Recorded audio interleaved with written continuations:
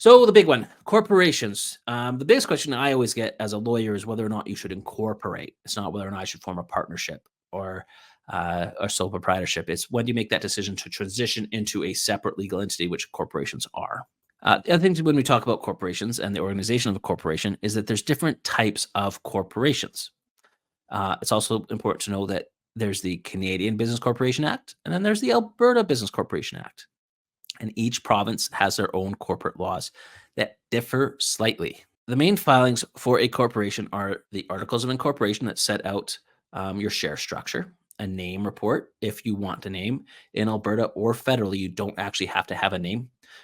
In that regards, you might see 1, 2, 3, 4, 5, 6 Alberta Limited or 1, 2, 3, 4, 5, 6 Canada Limited, and then they have a fee. So it's like $700. When we talk about the articles of incorporation and what does that class share structure mean, typically it sets out the rights associated to each share. So within a company, you can have voting shares or non-voting shares. You can have common shares and preferred shares. Those and there's much other complicated rights you can associate them. Those are the four we're kind of going to talk about. Voting and non-voting means that you shareholders elect directors of a company, and those are the ones that can vote. Preferred shares versus common shares. Preferred shares get their dividend paid out first. So when money gets issued to people, they get theirs first, and it might be at a slightly different rate. Okay, so then what do? So they create an articles of incorporation. They list who the directors are in a separate form. They list the address for a separate form. Something that's changed really recently in Alberta in the last 2 years has been you now have to list a agent for service. Realizing that we're in a much more technologically advanced, it took them to 2021, 2022 to think, if we're going to sue someone, it could just be emailed to this address for service. We don't have to physically find them. So that's actually another requirement now. It makes it much more harder for corporations to avoid, their breaches to contracts and the torts that they made. Okay, so you've set up your company, you have your articles of incorporation, you've kind of listed how many max directors. Then the next step is you create something called bylaws. And you'll see the word bylaws float around quite a bit. You hear the municipal bylaws, which are the rules that govern the municipality and how people operate within the municipality. You might hear condominium bylaws. So these are the bylaws that govern that condominium and what people's rights have in relation to that condominium. Can they have pets? Can they have roommates, etc. General bylaws for a corporation deal with notice given for meetings for directors and shareholders. What constitute a quorum for meetings? So how many people are required to attend to make decisions? Who can sign contracts? Which officers the corporation will have: president, vice president, secretary, treasurer, etc. Typically, bylaws must be passed by the directors and then approved by the shareholders at their next meeting. What some companies do, and I find I deal with a lot of smaller companies.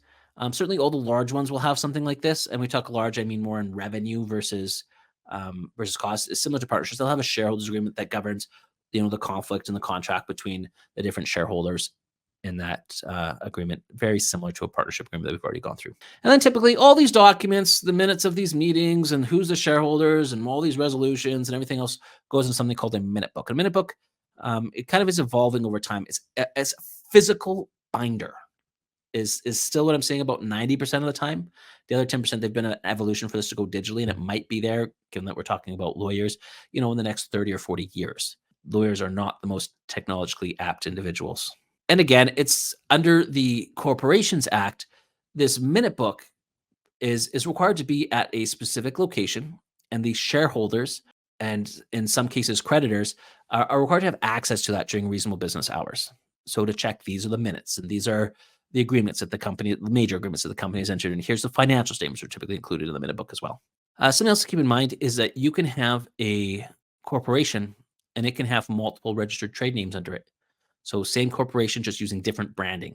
The difference, and I want to touch about this before I move on, is that why would someone incorporate federally versus provincially? If you're incorporating provincially, what you're basically saying is that my primary place of business is in Alberta. That doesn't mean that you're not doing sales in other provinces or jurisdictions, but that's where your primary place of business is. You incorporate federally when your primary place of business is Canada as a country. And so it could be because you're dealing with a lot of international clients. It could be because you're operating in several provinces at once, so it's easier just to say Canada. And that's kind of the biggest reason. Cooperatives are a form of corporation governed by their own legislation in each Canadian jurisdiction, and you'll find that out. Part of the annoying part of when you're looking at corporate law generally across Canada, particularly if you're looking at getting a job in another jurisdiction, is that it changes every province. And I'm from Alberta, so I can talk a bit more about Alberta, but it can be quite different. As you go, and certainly if you look at Quebec as an example, is a completely different type of law, right? So again, cooperatives are formed by filling articles of incorporation, including very similar to articles of business corporation, such as its name, address, and first directors. But there's three main differences. So typically, the mission or purpose of that cooperative is set out in that articles. And so whereas a normal corporation can be general and can operate in several areas, a cooperative is for specific purposes. The most common that I've seen them for are agricultural cooperatives, are super common. So they each own, say, three neighbors each own a particular areas of land, and they're all connecting. They form a cooperative. One person might seed the whole thing, and then one person might harvest the whole thing. Or on this parcel they're doing cows, and on this parcel they're doing other agricultural crops like wheat or canola, and they just agree to share the whole thing. So that's the most common that I see is agricultural cooperatives. There's other ones that you'll see as well, such as Mountain Equipment Co-op, which is around, or co-op grocery store. Different options there that you'll see for co-ops.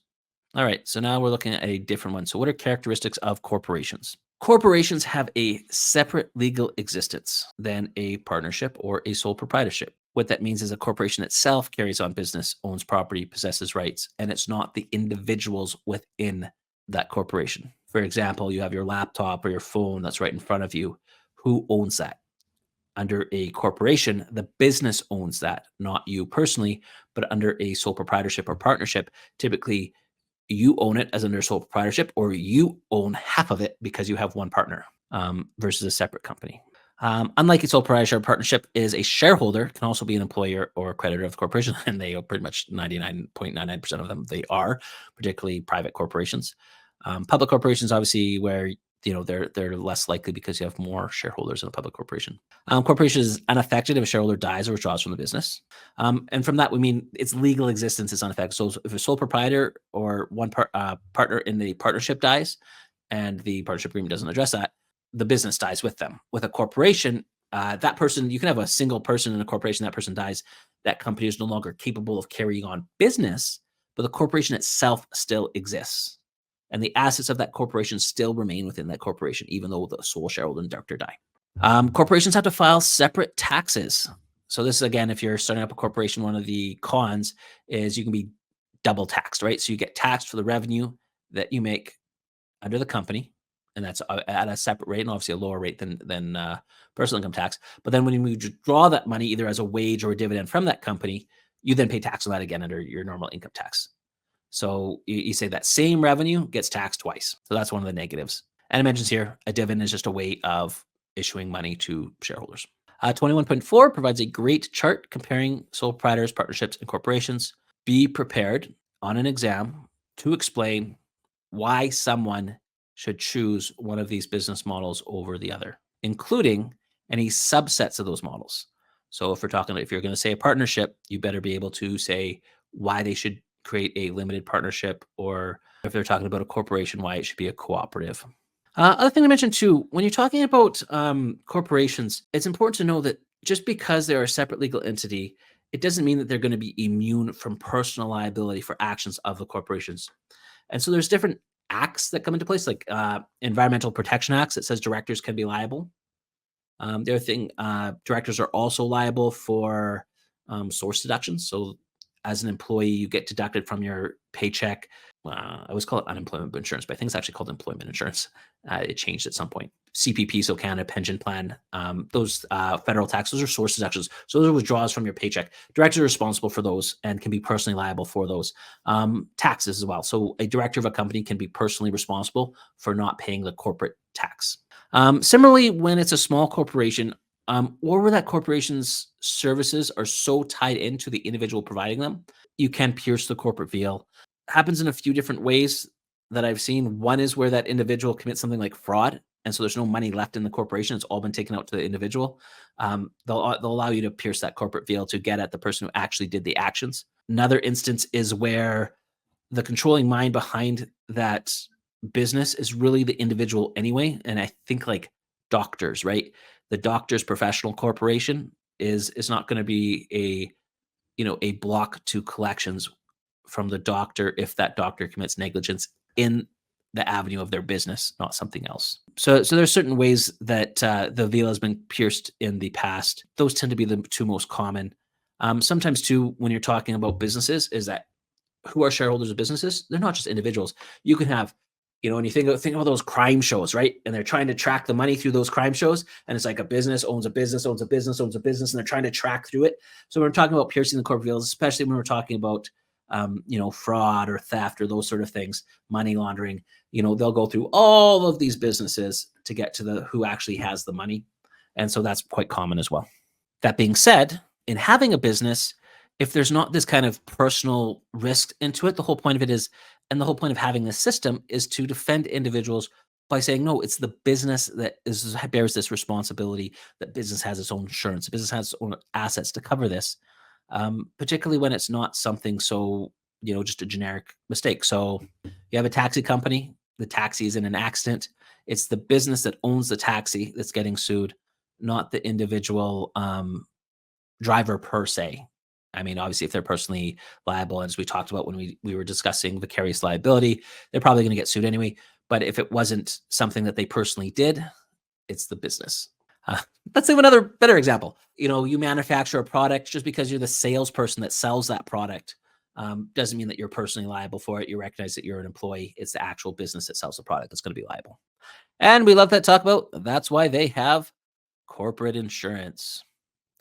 So when we're talking about double dipping on expenses as a sole proprietor, then going into a business, that's one of the things that you have to deal with. Again, 2 insurance policies, not just a one on your home. Have a corporate insurance policy that covers you for business losses and third-party liability. Let me tell you, though, one thing, if you have a business, do get insurance. All right, so let's separate ownership and management when you're dealing with a corporation.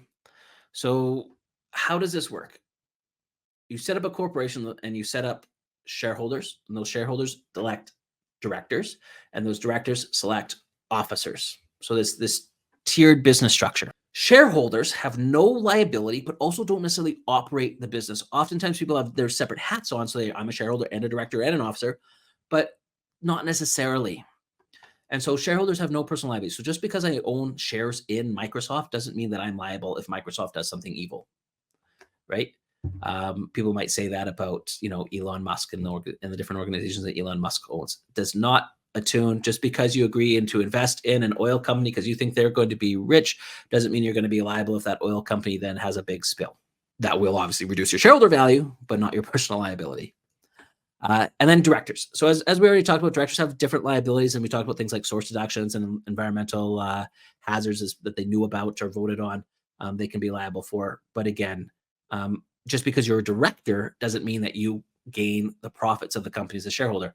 And lots of companies, especially when you get larger companies, have independent directors. And what that means is they're on the board of directors to provide general strategic advice to that corporation, but they're not an employee. Now they might get a honorarium. That honorarium might be pretty big, particularly in some of these larger companies, but they're there to provide connections, to provide advice to management, to help direct the company to make it more successful. And then the officers tend to be the ones that the day-to-day management of that company.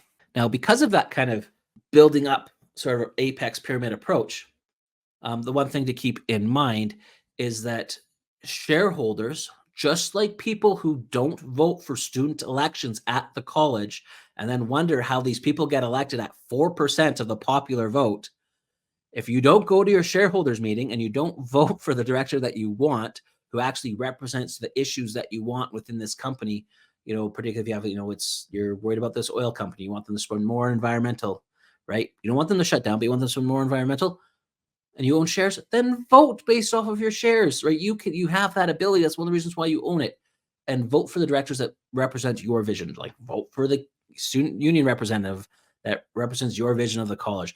Vote for the MLA, MLP. And so you have that same option as a shareholder of a corporation. And that's how you hold management to account within our kind of corporate structure, buy shares. Something else that's really interesting, and I only threw this out as kind of a social issue that I haven't seen as much, and I think it would be really interesting if you do. When you go to shareholders meetings, there's something called proxies. And proxies are shareholders that you've been able to get to say, you can vote on my behalf. right? And typically management controls those proxies. But when you're talking about fairly large companies and it's kind of like armchair deals, oftentimes, proxy A will give, shareholder A their proxy in exchange for something else, which is perfectly fine. But I've never seen someone, particularly in a public company, just try to get proxies for everybody. So here's all the shareholders, and then send them all and say, "Hi, I'd like to get you proxies." Or even in larger private companies, if they have that opportunity, it's always going to be an uphill battle because obviously the owners are going to have more shares.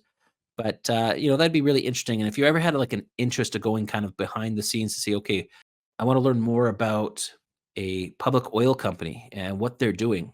All you have to do is buy one share. Typically they're like $150 for one share, but as soon as you buy one share, you have certain entitlements. You can go to shareholder meetings. You can participate in that company and find out more information about that company.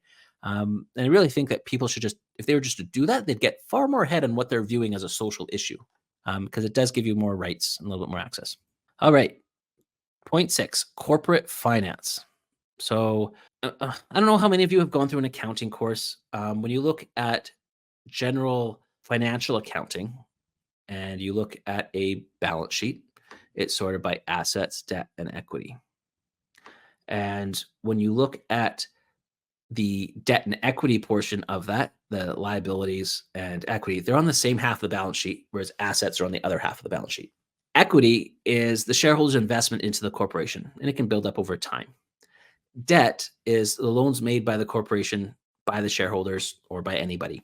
But under that equity portion, you can also have things called like shareholder loans or shareholder advances, which are that type of debt associated that they're referring to in the textbook. I mentioned it just so if you do review a balance sheet, that's kind of where it covers there. And they're both located in the equity portion of that balance sheet. The difference between debt and equity is debt is what's owed to you. It also has a priority over equity. So if a company goes bankrupt, debt has to be paid back before any equity.